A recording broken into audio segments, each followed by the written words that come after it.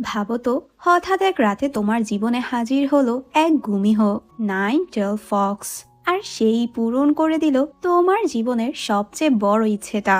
মুহূর্তের মধ্যে বদলে গেল ভাগ্য। এক সাধারণ মানুষ রাতারাতি হয়ে গেল সেলিব্রিটি, ঠিক যেমনটা হয় আমাদের ড্রামার মেইন লিডের জীবনে। কিন্তু গল্প এখানেই কিন্তু শেষ নয়। ইচ্ছে পূরণের দাম তো নিশ্চয়ই রয়েছে। গুমিহ কোনোভাবেই তাকে ছেড়ে যেতে চায় না, ছায়ার মতোই পিছু নেয়। গুমিহ যে মানুষদের এতটা ঘৃণা করত, কিন্তু নিজেই পড়ে যায় মানুষের প্রেমে। আর ওই মানুষটিও ধীরে ধীরে ভালোবেসে ফেলে সে অসম্ভব অস্তিত্বটাকে। কিন্তু প্রশ্ন একটাই, একজন মানুষ আর এক গুমিহর ভালোবাসা কি কখনো সম্ভব? এ ভালোবাসার শেষ কোথায়? তারা কি পাবে পূর্ণতা, নাকি নিয়তি আবারও নিষ্ঠুর হয়ে উঠবে? রহস্য, রোমান্স আর ফ্যান্টাসির এই গল্প ধীরে ধীরে হয়ে উঠছে আরো বেশি আকর্ষণীয়। আশা করছি এ অসম্ভব ভালোবাসার যাত্রায় তোমরাও হারিয়ে যাবে।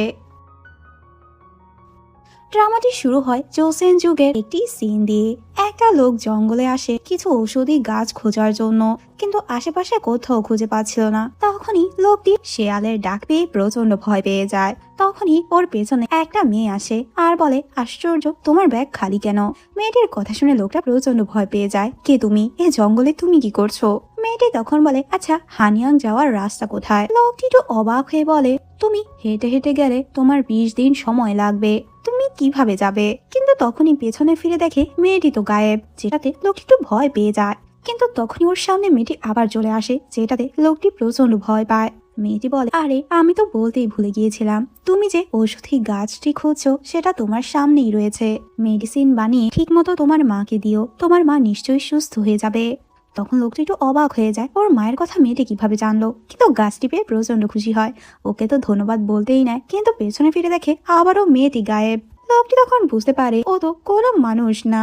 এরপর আমরা এক ব্রাইডকে দেখি, যাকে খুব সুন্দরভাবেই রেডি করা হয়। মেয়েটির নাম ছিল গুমহো। গুমহোর তখন কিছু একটা ঘটকা লাগে। ও তখন সবাইকে চলে যেতে বলে, কিন্তু একটা সার্ভেন্টকে থাকতে বলে। ওই সার্ভেন্টও চলে যেতে নেয়। তখন গুমহো বলে, আমি বলেছি তুমি এখানে থাকো, আমি তোমাকে ঠিকই চিনতে পেরেছি। এই মেয়েটি তো ওই মেয়েটি ছিল যাকে একটু আগে আমরা দেখেছিলাম, যার নাম ছিল ইউনহো। ইউনহো বলে, তুমি আমাকে কিভাবে চিনলে? তখন গুমহো বলে, আমি তোমার স্মেল সবসময় বুঝতে পারি। গুমহো ইউনহোকে দেখে প্রচন্ড খুশি হয়। ইউনহো বলে, আমি তো তোমাকে ছাড়া অনেকটাই বোরিং ফিল করছিলাম, এখন তো অবশেষে তোমার পছন্দের মানুষের সাথে তোমার বিয়ে হচ্ছে, তোমার কেমন ফিল হচ্ছে?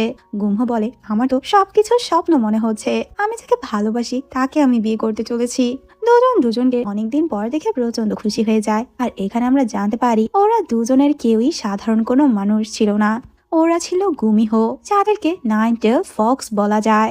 এরপর ওদের বিয়ের অনুষ্ঠান যখন শুরু হয়ে যায়, দূর থেকে ইয়ন হতো গুমহোকে দেখে অনেক খুশি হচ্ছিল। কিন্তু হঠাৎ করেই ও ভবিষ্যতের কিছু ফ্ল্যাশব্যাক দেখতে পায়। ও তখন বুঝতে পারে বিয়ের পর তো গুমহো লাইফের 12টাই বেঁচে যাবে, ওর লাইফে কিছুই ভালো হবে না, যেটাতে ইয়নহো প্রচন্ড ভয় পেয়ে যায়। আমি গুমহোকে এ ব্যাপারে কিভাবে বলবো? এ বিয়ে ওর জন্য কখনোই সুখ নিয়ে আসতে পারে না। এরপর আমরা প্রেজেন্টের একটি সিন দেখতে পাই। ইয়নহোর সামনে একটা ছেলে তো বাধা অবস্থায় পড়েছিল। ইয়নহো বলে, মানুষের জীবন তো খুবই কষ্টের, সারা জীবন স্ট্রাগল, কঠোর পরিশ্রম, দুঃখ দুর্দশাই কেটে যায়, আর এরপর তো ওরা মারাও যায়। আমি কখনোই মানুষ হতে চাই না, কিন্তু এখন তো আমার জীবন সম্পূর্ণ ওলট পালট হয়ে গিয়েছে, যেটা 9 বছর আগে শুরু হয়েছিল। এরপর আমরা 9 বছর আগের সিন দেখি, 2016 সাল। কিছু ছেলে তো বাস্কেটবল খেলছিল। এক ফরেনার তো ওদের ম্যাচ দেখতে এসেছে, যে ন্যাশনাল টিমের জন্য প্লেয়ার চুজ করবে। এখানে যে কোরিয়ান কোচ ছিল, সে তো চাচ্ছিল উসোককে চুজ করা হোক, কিন্তু সবাই তো সিওলের খেলায় মুগ্ধ হয়ে যায়।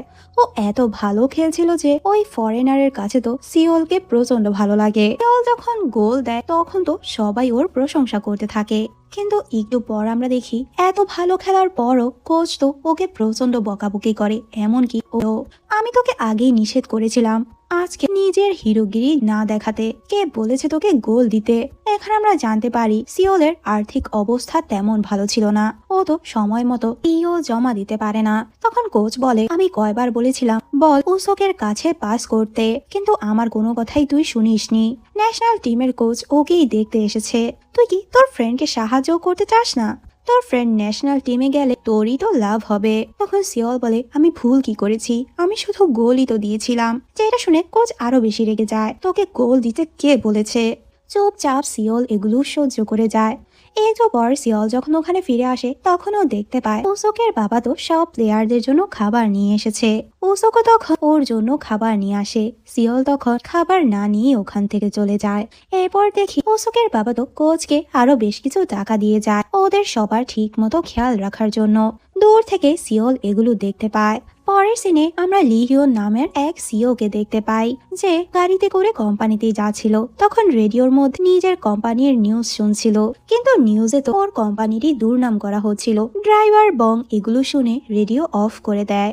লিওন বলে তুমি রেডিও কেন অফ করলে, আর রাগারাগি করতে থাকে। তখন ড্রাইভার বং বলে আমি ভেবেছিলাম আপনার খারাপ লাগে, আচ্ছা আমি আবার অন করে দিচ্ছি। কিন্তু তখনই গাড়ির সামনে লোক চলে আসাতে ও অনেক কষ্ট করে গাড়িটি থামায়। লিওনের হাতে থাকা কিছু ফাইল তখন গাড়ির মধ্যে পড়ে যায়, যেটাতে লিওন প্রচন্ড রেগে যায়। আজকে হয়তো তোমার দিনটাই ভালো না, এখনই তুমি আমার গাড়ি থেকে বের হও। পরের সিনে লিওন কোম্পানিতে আসে। সেক্রেটারি বলে আজকে কি আপনি গাড়ি ড্রাইভ করে এসেছেন? লিওন বলে হ্যাঁ। তখন সেক্রেটারি বলে আপনার শার্টে তো ব্লাড স্টেইন লেগে গিয়েছে, কিছুক্ষণ পরই তো বড় মিটিং রয়েছে, এখনই শার্ট চেঞ্জ করে নিন। এরপর তো সেক্রেটারির সাথে শার্ট চেঞ্জ করে নেয়। তখন সেক্রেটারি বলে আমার তো মনে হচ্ছে না এই মিটিং শেষে আমরা এই প্রজেক্টগুলো হাতে পাবো।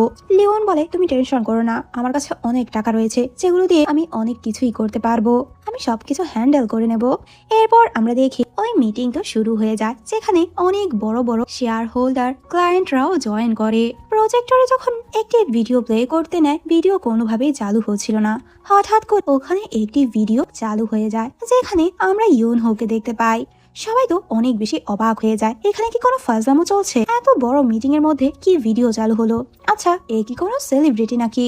তখন আমরা দেখি ইউনহো তো ওর হাতের ইশারায় সবাইকে নিজের বশে করে নেয়। এরপর ও সবার সামনে চলে আসে আর বলে বাম সাইডে যারাই রয়েছে তারা ইউনহোকে ভোট করবে, বাকিরা কাকে ভোট করবে তাতে আমার কিছুই যায় আসে না।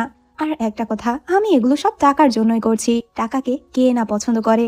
এরপর তো ও ওখান থেকে চলে যেতেই নেয়। তখন লিওনের সামনে এসে বলে ওয়েট, তুমি আমার সাথে চলো। অন্যদিকে আমরা সিওলকে দেখতে পাই, ও যখন বাসায় ফিরে আসে তখনও দেখতে পায় ওর দাদি তো এখনো ময়লার গাড়ি টানছে। তখনও বলে দাদি তুমি এখনো কাজ করছো, তাও আমি তোমার সাহায্য করি। এরপর দাদিকে বলে আজকে তো আমি গোল করেছিলাম, সবাই আমার অনেক প্রশংসা করেছে। তখন ওর দাদি বলে তাহলে তো এখন তোর আরো টাকা লাগবে। সিওল বলে না না, আমি তো স্কলারশিপ পেয়েছি, আমার কোনো টাকা লাগবে না। কিন্তু রাতে আমরা দেখি সিওল ঠিকই ফুড ডেলিভারির কাজ করে। এরপর যখন ও ফিরতে নেয় তখন দেখতে পায় প্লে গ্রাউন্ডে উসোক এখনো প্র্যাকটিস করছে। এরপর উসোকের কাছে সে জিজ্ঞেস করে এত রাতে তুমি কি করছো? উসোক বলে দেখছো না প্র্যাকটিস করছি। আর বলে এত রাতে তুমি এই পোশাক পরে ঘুরছো কেন? সিওল বলে কারণ আমি রাতে ফুড ডেলিভারির কাজ করি। এরপর তো ও নিজেও উসোকের সাথে প্র্যাকটিস করে কতক্ষণ। এরপর দুজনকে আমরা কনভেন্স স্টোরের বাইরে দেখতে পাই। উসোক হঠাৎ করে বলে তুমি তো আমাদের সবার থেকেই আলাদা। সিওল বলে হ্যাঁ, কারণ আমি তোমাদের সবার থেকে গরিব, আমার বাবা মা নেই, একমাত্র গ্র্যান্ডমা রয়েছে, কিন্তু দাদিও অসুস্থ, এর জন্য আমার টাকা ইনকাম করা লাগে। সিওল তখন বলে তোমার উচিত ভালো মতো খেলা, দেখেছো আজকে আমি তোমার জায়গায় গোল করে ফেলেছি। এখানে আমরা দেখতে পাই উসোক তো সিওলের সাথে খুবই ভালো ছিল। অন্যদিকে আমরা ইউনহো আর লিওনকে দেখি, ওরা একসাথে ডিনার করছিল। লিওন বলে তুমি আমার থেকে কতগুলো টাকা নিয়েছো, আচ্ছা আমার মতো কি তোমার আরো অনেক ক্লায়েন্ট রয়েছে, তুমি এত টাকা দিয়ে করোটা কি? আসলে ও তো মানুষের স্বপ্ন পূরণ করতো, যেহেতু তুমি এগুলোর বিনিময়ে টাকা নিচ্ছ তার মানে তুমি ততটাও স্ট্রং না। আচ্ছা তুমি কি কি করতে পারো? ইয়নো তখন বলে তুমি দেখতে চাও আমি কি কি করতে পারি, চলো আমি তোমাকে দেখাই। এরপর দেখি ইয়ন হতো ওকে একদম হেলে নিয়ে আসে। আশেপাশের অবস্থা দেখে তো ও অনেকটাই ভয় পেয়ে যায়। ইয়নহো তখন ওকে উপর থেকে মারে, যেটাতে ইয়নহো অনেকটাই ভয় পেয়ে যায়। কিন্তু তখনই আমরা দেখি ওরা দুজন আবারও রেস্টুরেন্টে চলে আসে। লিওন তো প্রচন্ড ভয় পেয়েছিল। ইয়নহো বলে দেখেছো আমি কি কি করতে পারি, কিন্তু আমি তো ভালো কাজ করতে পারবো না, যদি ভালো কাজ করি তাহলে আমি মানুষ হয়ে যেতে পারি, আর হ্যাঁ আমি যদি মানুষ খুন করি তাহলে তো আমার সব পাওয়ারই চলে যাবে। লিওনের কাছে বারবার ওর সেক্রেটারির কল আসছিল। ইয়নহো বলে তুমি টেনশন করো না, সব প্রজেক্ট তোমরাই পেয়েছো, আর টাকার কথা আমি অলরেডি তোমার ব্যাগ থেকে টাকা নিয়ে নিয়েছিলাম। এরপর তো ইয়নহো প্রচন্ড খুশি হয়ে শপিং করতে আসে। কিন্তু একা একা ওর একটু বোরিং লাগছিল। একটা মেয়ের সামনে এসে বলে আজকে একদিনের জন্য তুমি আমার ফ্রেন্ড হবে। ওর এক কথা শুনে মেয়েটি অবাক হয়ে যায়, কি বলছো? ইয়োনহো তখন ওর হাতের ইশারায় মেয়েটিকে বশে করে নেয়। এরপর তো ওরা দুজন শপিং করতে থাকে। ইয়োনহো বলে, তুমি জানো আমি হলাম নাইনটেল ফক্স। মেয়েটি তখন কিছু একটা জিজ্ঞেস করতে চাচ্ছিল, কিন্তু ও তো হেজিটেট করতে থাকে। ইয়োনহো বলে, আমি ভালো করে বুঝতে পারছি তুমি আমাকে কি কোশ্চেন করতে চাও। না, আমি মানুষের লিভার খাই না, যেগুলো তোমরা মুভিতে দেখো এর বিপরীত আমি। আর আমি কোনো মনস্টারও না। এরপর তো ইয়োনহো ওর সাথে ওর অনেক পুরনো এক্সপিরিয়েন্স শেয়ার করতে থাকে। ও তো প্রায় কয়েকশো বছর ধরেই এই পৃথিবীতে রয়েছে। এই পৃথিবীর পরিবর্তন আমি নিজ চোখে দেখেছি। যখন কোরিয়াতে ব্রিটিশরা প্রথম এসে ইংলিশ শেখাচ্ছিল, তখন তো আমি কিছুই বুঝতে পারিনি, কিন্তু আমি নিজের পাওয়ারের মাধ্যমে সবকিছুই শিখে নিয়েছি। একবার তো আমার পছন্দের কমিকের এন্ডিং আমার পছন্দ হয়নি। আমি তো তখন রাইটারের কাছে গিয়ে ওকে নিজের বশে করে এন্ডিং চেঞ্জ করিয়েছি, একদম নিজের মন মতো। আমি যখন বাচ্চাদের সাথে গেম জোনে খেলতে যেতাম, আমি তো কোনোভাবেই জিততে পারতাম না, কিন্তু নিজের পাওয়ারের মাধ্যমে পরে ঠিকই জিততে পারতাম। এভাবেই এত বছর ধরে ওর পাওয়ারের মাধ্যমে ও নিজের জীবনটাকে উপভোগ করছে। তখন মেয়েটি বলে, কিন্তু তুমি যেগুলো করেছো সেগুলো তো ভুল ছিল। তোমার যেটা পছন্দ হয় না তুমি সেটা চেঞ্জ করে দাও। এভাবে লাইফ লিড করে তোমার কি মজা, যার কারণে হয়তো তোমার বন্ধুও নেই। যেটা শুনে ইয়োনহো প্রচন্ড রেগে যায়। এরপর তো ও আবারও নিজের ইশারা ওকে বশে করে নেয়। তখন মেয়েটি ইয়োনহোর প্রশংসা করতে থাকে, না তুমি একদমই ঠিক আছো, তুমি যেটা করেছো একদম ঠিক করেছো। যেটাতে ইয়োনহো প্রচন্ড খুশি হয়ে যায়। অন্যদিকে আমরা সিওল আর উসোককে দেখি। উসোক তো চাচ্ছিল সিওলকে খেলার জন্য ওকে এক জোড়া জুতা কিনে দিতে, কিন্তু সিওল কোনোভাবেই নিতে চাচ্ছে না। আমি হয়তো গরিব, কিন্তু ভিক্ষুক না। আমার লাইফ স্টোরি জেনে হয়তো তোমার আমার প্রতি মায়া লাগছে, তাই না? কিন্তু আমি চাই না তুমি আমার প্রতি মায়া দেখাও। এটা বলে ও যখন চলে যেতে নেয়, তখনই ইয়োনহোর সাথে ওর ধাক্কা লাগে, কিন্তু তখন তো সিওল অনেকটা দূরেই ছিটকে পড়ে যায়। ইয়োনহো তো প্রচন্ড রেগে যায়, এখন বেয়াদব আমার সামনে চলে আসলো। ও সিওলের সামনে এসে ওকে বকাবকি করতে থাকে। মানুষ তো খুবই দুর্বল, ঠিক মতো হাঁটা চলাও করতে পারে না। যদি ঠিকভাবে হাঁটতেই না পারো তাহলে বাইরে কেন বের হও? সিওল তো অনেকটাই অবাক ছিল, কারণ ও এতটা দূর ছিটকে পড়ে গিয়েছিল। ও ইয়োনহেকে জিজ্ঞেস করে, আপনি ঠিক আছেন তো? ইয়োনহো তো খুব রাগারাগি করতে থাকে। সিওল তখন ওকে বারবার সরি বলতে থাকে। তখন ওখানে উসোকও চলে আসে। ওরা দুজন তখন ওখান থেকে চলে যায়। তখন তো ইয়োনহো ফিউচারের কিছু ফ্ল্যাশব্যাক দেখতে পায়। এই দুজনের মধ্যে একজন তো খুব বড় এক প্লেয়ার হবে, যে কোরিয়াতে অনেক ফেমাস হয়ে যাবে। ও ক্যারিয়ারে অনেকটাই সাকসেসফুল হয়ে যাবে। ওরা দুজন যখন চলে যায়, তখন ইয়োনহো বলে, এই দুজনের মধ্যে একজন তো ভবিষ্যতে খুব বড় এক স্টার হবে। ভবিষ্যতে আমি ওকে নিজের ক্লায়েন্ট বানাবো, আর এরপর থেকে অনেক টাকা নেব ওর উইশ গুলো পূরণ করে। মেয়েটি একটু অবাকি হয়ে যায়। আচ্ছা, তুমি কি আমার একটা উইশ পূরণ করতে পারবে? আমরা দুজন তো এখন বন্ধু, তাই না? ইয়োনহো বলে, তোমরা মানুষরা কখনো শুধরাবে না, আর তোমার সাথে এখন আমার ভালো লাগছে না। এরপর ও হাতের ইশারা আজকের সব মেমোরি গুলো মুছে দেয়। ও যখন চলে যেতেই নেয়, তখনই ওর সামনে পাগন নামের এক লোক আসে। পাগনকে দেখে তো ও অনেকটাই অবাক হয়ে যায়। অন্যদিকে আমরা উসোকে দেখি যে সিওলের পিছু পিছু আসে। আমি বুঝতে পারিনি তুমি এতটা কষ্ট পাবে, আসলে আমার ইন্টেনশন এরকম ছিল না। আমি শুধুমাত্র ফ্রেন্ড হিসেবেই তোমাকে জুতো গিফট করতে চেয়েছিলাম। সিওল তখন পাশে প্লেগ্রাউন্ড দেখে বলে, চলো আমরা প্র্যাকটিস করি। এরপর আমরা ইয়োনহোকে পাগনের সাথে দেখি। পাগন আসলে স্টার লর্ড ছিল। ইয়োনহো বলে, তুমি এখানে কেন এসেছো? নিশ্চয়ই এটা বলতে এসেছো আমার এখন মানুষ হয়ে যাওয়া উচিত, কারণ আমার সাথে সবাই মানুষ হয়ে গিয়েছে। পৃথিবীতে একমাত্র আমি গুমিহো হয়ে আছি। তখন পাগন বলে, হ্যাঁ আমি এটাই বলতে এসেছি। ইয়োনহো বলে, না আমি তোমাকে আগে বলেছি আমি মানুষ হতে চাই না। আমি মানুষের মতো এত দুর্বল লাইফস্টাইল ফলো করতে চাই না। আমি এখানে মানুষের উইশ গুলো পূরণ করে অনেক টাকা ইনকাম করি, আর আমি মানুষকে হ্যাপিও করতে পারি। তখন পাগন বলে, আসলে তোমার স্কেলটি তো আস্তে আস্তে নড়ছে। যেটা শুনে ও প্রচন্ড ভয় পেয়ে যায়। পাগন বলে, যদি স্কেলটি ঠিক না হয় হয়তো তুমি এই পৃথিবী থেকে পুরোপুরি গায়েব হয়ে যাবে, না হলে একদম পুরো মানুষ হয়ে যাবে। ইয়োনহো বলে, আমি তো স্কেলের ব্যালেন্স ঠিক রাখার জন্য অনেক কষ্ট করছি, আর রেগে ও ওখান থেকে চলে যায়। এদিকে সিওল আর উসোক এখনো প্র্যাকটিস করছিল। এখানে আমরা এটাও দেখতে পাই ওদের দুজনের বন্ডিং প্রচন্ড ভালো ছিল। প্র্যাকটিস করার সময় হঠাৎ করেই বলটি অনেক দূরে চলে যায়, কিন্তু তখন আমরা দেখি বলটি এসে তো ইয়োনহোর একদম মাথা বরাবর লাগে, যার কারণে ওর সব জিনিসপত্র ওর হাত থেকে পড়ে যায়, আর ও তো প্রচন্ড রেগে যায়। এদিকে সিওল উসোককে বলে, অনেক রাত হয়ে গিয়েছে, তোমার বাসায় চলে যাওয়া উচিত। তুমি চলে যাও, আমি বলটি খুঁজে বাসায় চলে যাচ্ছি। এরপর যখন ও বল খুঁজতে আসে, তখন ওখানে ও ইয়োনহোকে দেখতে পায়, যার হাতে ওই বলটি ছিল। সিওলকে দেখে একটু অবাক হয়, তুমি তো শপিং মলের ওই মেয়েটি, আচ্ছা আমার বলটি আমাকে ফিরিয়ে দাও। ইয়োনহো তো প্রচন্ড রেগেছিল। ও যখন বলটি ছুঁড়ে মারে, সাথে সাথে বলটি ফেটে যায়। সিওল একটু অবাক হয়ে বলে, এটা তুমি কিভাবে করতে পারলে? আমি তো তোমার মতো দুর্বল মানুষকে কিছু করতে পারবো না, যার জন্য আমার রাগ আমি বলের উপর দেখিয়েছি। সিওল একটু বিরক্ত হয়ে বলে, তুমি বারবার আমাকে দুর্বল কেন বলছো? আমি একজন স্পোর্টসম্যান, আমি খুবই স্ট্রং। ইউনহো বলে, তোমাকে দেখে মনে হচ্ছে তুমি কিছুই করতে পারবে না, কিন্তু তোমার ফ্রেন্ড ও সবকিছুই করতে পারবে। একদিন ও অনেক বড় প্লেয়ার হবে। আর ওকে নানান কথা শোনাতে থাকে, যেগুলো শুনে সিওল প্রচন্ড রেগে যায়। তুমি আসলে একটা পাগল। তখন ইউনহো বলে, আমার কথা শুনে হয়তো তোমার পাগল মনে হচ্ছে, কিন্তু এগুলো আমি সত্যিই বলছি। তোমার ভাগ্যে যেটা আছে সেটা কখনই তুমি পরিবর্তন করতে পারবে না। অন্যদিকে আমরা লিওনকে দেখি, প্রজেক্ট গুলো পাওয়ার পর তো অনেক খুশি ছিল। তখন তো নিজের কিছু ক্লোজ পার্সনদের সাথেও সেলিব্রেট করে। ও এখানে অনেক ড্রিঙ্কও করে ফেলে। এরপর তো ড্রাঙ্ক অবস্থায় ড্রাইভ করতে থাকে। উসক যখন বাসায় ফিরছিল তখন আমরা দেখি লিওন এতটাই ড্রাঙ্ক ছিল ও ঠিকমতো গাড়ি ড্রাইভই করতে পারছিল না। তখনই ওর গাড়ির সাথে উসকের খুব বাজেভাবেই অ্যাক্সিডেন্ট হয়। চিৎকার চেঁচামেচির সাউন্ড তো সিওলও শুনতে পায়। তখন ইউনহো বলে, নিশ্চয়ই কারো অ্যাক্সিডেন্ট হয়েছে। সিওল তখন প্রচন্ড ভয় পেয়ে যায়। ও দৌড়ে যখন ওখানে আসে তখন ও নিজে উসককে দেখে অনেকটাই শকড হয়ে যায়। ও সামনেই তখন লিওনকে দেখতে পায়, যে প্রচন্ড ভয় পেয়েছিল। ও তখন নিজের গাড়ি নিয়ে পালানোর চেষ্টা করে। তখন তো সিওল ওর গাড়িটিকে ফলো করতে থাকে, কিন্তু ও তো অনেক জোরেই ড্রাইভ করে চলে যায়। এরপর তো সিওল জলদি করে ওকে হসপিটালে নিয়ে আসে। ওর অবস্থা প্রচন্ড খারাপ ছিল।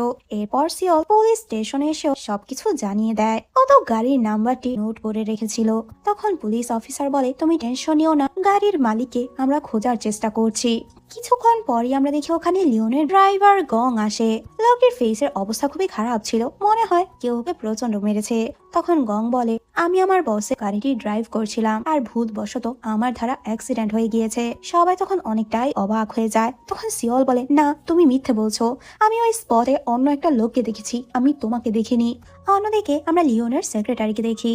সেক্রেটারি লিওনকে বলে, বস ওই স্পটে তো একটা ছেলে তোমাকে দেখে ফেলেছিল, যার কারণে পুলিশ স্টেশনে তোমার যেতেই হবে। যেটা শুনে লিওন প্রচন্ড ভয় পেয়ে যায়। তখন তো সেক্রেটারিকে এখান থেকে চলে যেতে বলে আর নিজের পকেট থেকে ইয়োনহোর ওই উইশ কার্ড বের করে। ও যখন ওই কার্ডটিকে জ্বালিয়ে দেয় তখনই ও ইয়োনহোর প্লেসে চলে আসে। ইয়োনহো বলে, এখন আবার কি কাজ? আমি তো কিছুক্ষণ আগে তোমাকে সাহায্য করেছিলাম, এখন আমি তোমার দ্বিতীয় উইশ পূরণ করতে পারবো না। লিওন তখন ওকে সবকিছু খুলে বলে, প্লিজ আমাকে তুমি সাহায্য করো, না হলে আমি খুব বাজেভাবে ফেসে যাব। এখন আমি তোমাকে ডাবল টাকা দেবো। যেটা শুনে তো ইয়োনহো ওকে আবারও সাহায্য করার জন্য রাজি হয়ে যায়।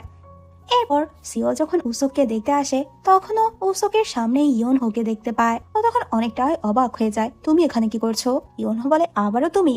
তৃতীয়বারের মতো আবারও আমাদের দেখা হয়ে গেল, কিন্তু কাল রাতে তুমি যা দেখেছো সেগুলো তোমার এখন ভুলে যেতে হবে। কিন্তু হঠাৎ করেই ও ফিউচারের কিছু ফ্ল্যাশব্যাক দেখতে পায়। ভবিষ্যতে তো সিওল খুব বড় এক স্টার হবে, ও খুব বড় ফুটবলার হবে। শুধু কোরিয়াতে না, ইন্টারন্যাশনালি ও অনেকটা পপুলার। সেগুলো দেখে তো প্রচন্ড অবাক হয়ে যায়, না এটা কিভাবে হলো? তুমি তোমার ভাগ্য নিজের ফ্রেন্ডের ভাগ্যের সাথে কিভাবে পরিবর্তন করলে? সিওল ওর কথা শুনে অনেকটাই অবাক হয়ে যায়, কি পাগলের মতো কথা বলছো তুমি?